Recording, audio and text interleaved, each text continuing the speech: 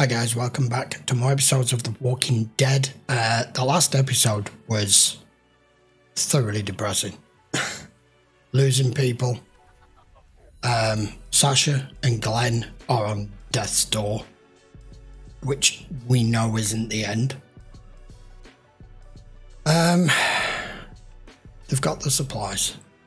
Not going to go into detail as to what happened. It was in the last episode, go watch it.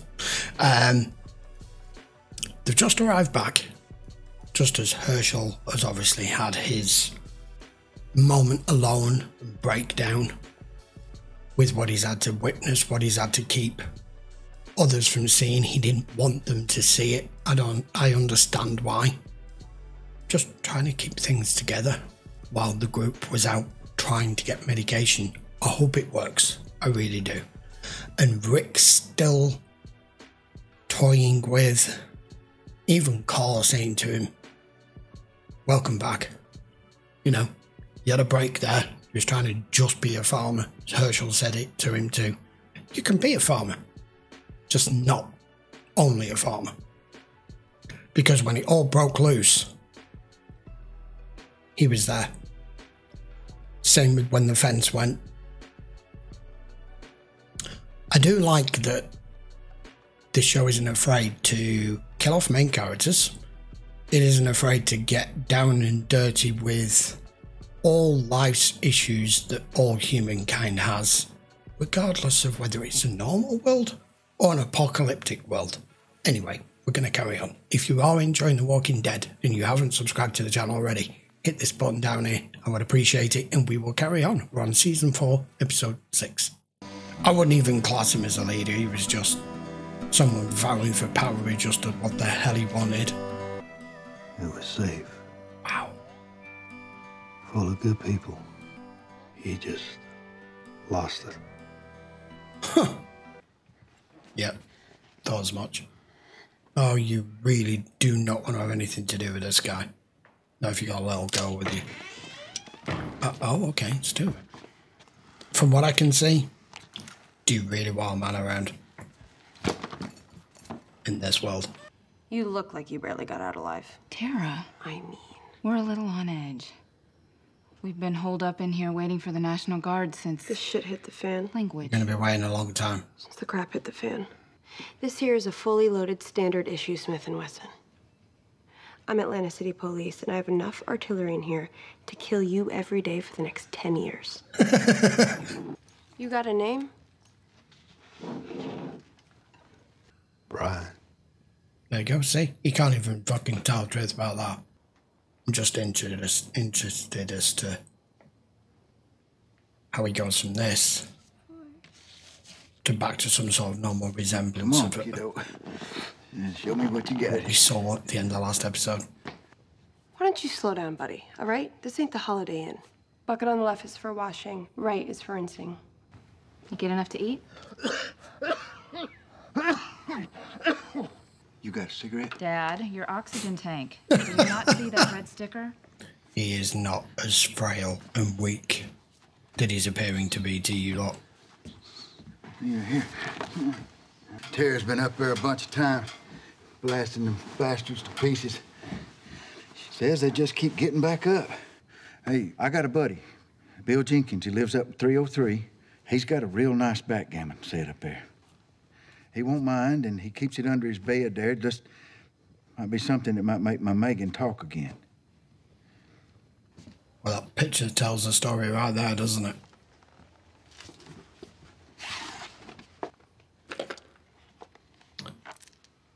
Ammo? I didn't see what that was.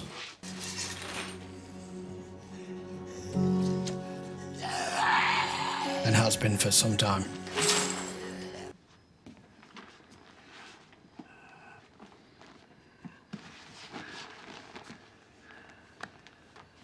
Your friend's gone. Thank you. Couple things for the road. Okay. You helped us. We're saying thank you. It's your gun. You can have it back. You need another one. Where would it go? I have this. See? My dad's got stage 4 lung cancer. I gathered. I worked oncology for a few years. He's nearing the end. There's an old folks' home a couple of blocks from here. Even one tank would mean everything. I'm assuming the guy's hair's dyed because his hair colour is completely different to the rest of his facial hair. So they're after another oxygen tank for him. Old folks' home's the right place. If there is any left.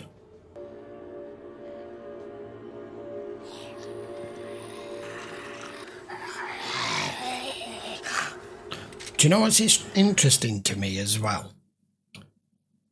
We know when these things reanimate and come back, it doesn't matter if they've been, you know, if they've got an arm missing or a leg missing.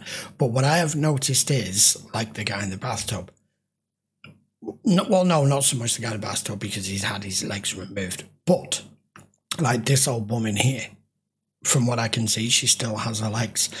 If their legs were beyond saving for whatever natural reason or otherwise before they died, can these things still walk because they don't feel any pain? Or is it just still dead limbs that the brain...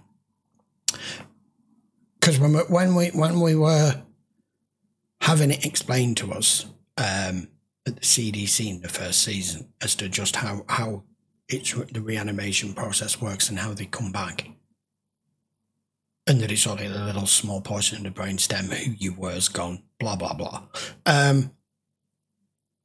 What I'm basically saying is, you know, if you're somebody who's got like MS or you know, all these different ailments that put you in a wheelchair, not necessarily somebody who's lost their legs, obviously they can't walk on legs that aren't there. What I'm basically saying is, say you're paralysed, will that thing crawl or will it walk because it doesn't know? See, I have all these weird things in my head.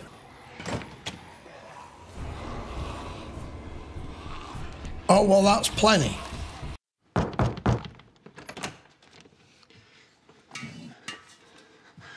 They're both full. Oh, it's got 2. Yeah.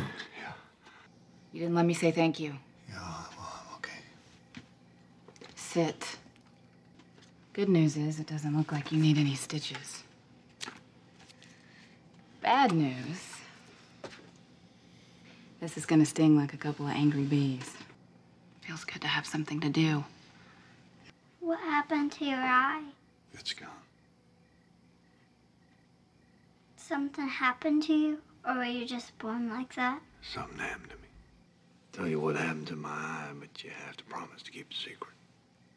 Plus, cross my heart and hope to die. What really happened was I was trying to help someone. Someone I love very much. Did they get hurt too? Yeah, they did. This is a very What is strange, uncomfortable episode because of the background we know of him. Do you lose if they die? No, not necessarily.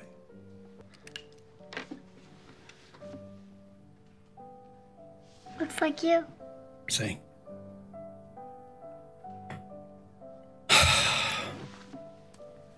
Oh, man.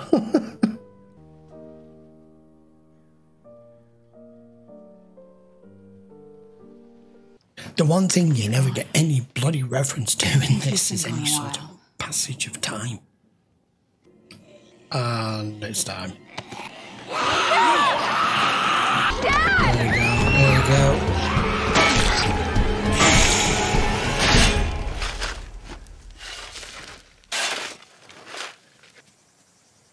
That's the man we know. It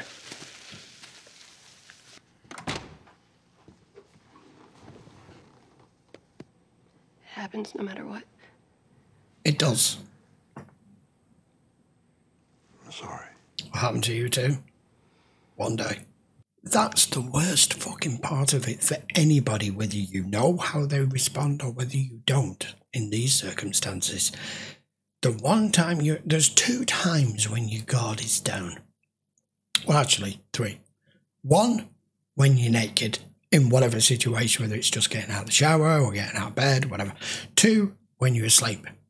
And 3, when you're at the bedside of somebody and you're grieving because you're about to lose them or they've just gone, your headspace isn't, her in particular, her headspace wasn't prepared or ready for it. You know, people like Rick and Carl and everything, they've got used to seeing it over and over and over. You know, you have to respond quickly. That's the harsh reality of this world.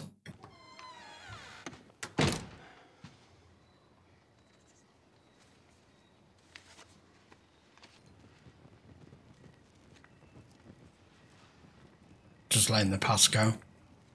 You do not want this man to be responsible for you. And I know we're not them. But for now, you're stuck with us. Oh, and it's just the way it's going to be. I can't. You already have. I'm not really a cop. I mean, it's not a total lie. I was in the academy. I'm sorry I lied to you. Where you headed?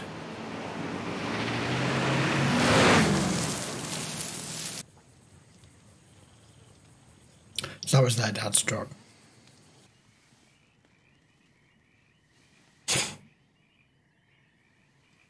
It's about that. Feeling wanted, loved, touched. I was just thinking of it and then it happened. Now that they're on the road. Find another car soon. I hope you're right. This whole country backdrop's reminding me of Sam. Tara! Oh, man! Damn it! Oh. Right? I'm fine. Drop your bag. Shit. Let's go. Come on, Megan. Come on. Megan! She's still unsure. You don't want to go that way, trust me. Go. Move.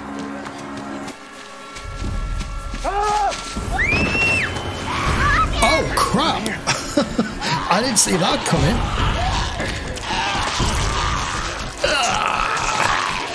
Juicy. I'll pull his head off. Oh, man! Hey, there's no protecting kids from it anymore. I'm sorry, you just can't hide it. I'm never gonna let anything happen. Mostly. Promise? Cross my heart. You know what he's feeling here, don't you? Oh, fuck. I was presuming that's the one you fell into. Oh, come on. That was getting really good. Right, okay. Episode 6. So we get a Governor stroke Philip stroke new people episode. That was uncomfortable for the first 15-20 minutes, and then obviously as they started to get into the main juice of the story and them getting used to each other, you know, I wasn't sure how he was going to respond, how he was going to react, where his mental state is, but it's shown there at the end. He misses his door and he's latching on here, and then that happens. So he has headed back towards that direction. I'm presuming he's heading back to the territory that he's familiar with, but he's now got these in tow. I like that because this is a series, it's not just a movie, that we have time to just have episodes that concentrate on a single or a couple of characters. We've had a few lately. I don't expect to get another one continuing Philip's story there. Maybe it might just give us a snapshot. Like I said, the biggest problem that we have with this series for all of us as the viewer is you've no idea the passage of time. I don't know how long he was there with them and how long it's been to this point here now.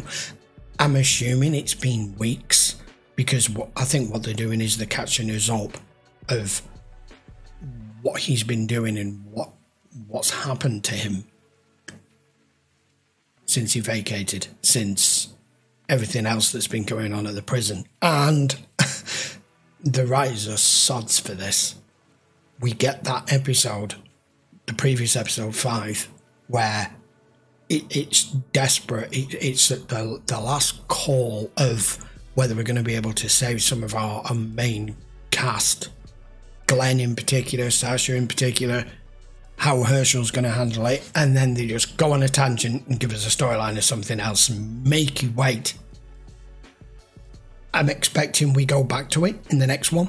We'll find out. I don't really think I need to add too much to that one because, like I said, there was a lot of dead space to be able to talk because there wasn't much dialogue. So I did quite a bit of talking in that episode. I'm sorry if I overdid it a bit. I don't know where his state of mind is. The violent side in him is still there, but at the same time it needs to be in everybody, but you don't know still how far unhinged the man actually is. What's he going to do now he's just found him? I don't know. Anyway, we're going to find out fairly soon because we do 2 episodes a week, and as of this week coming up, as I'm recording this episode, we are now moving to 2 episodes a week on YouTube as well, if I can manage to get the edits in. This show is particularly difficult to keep on YouTube.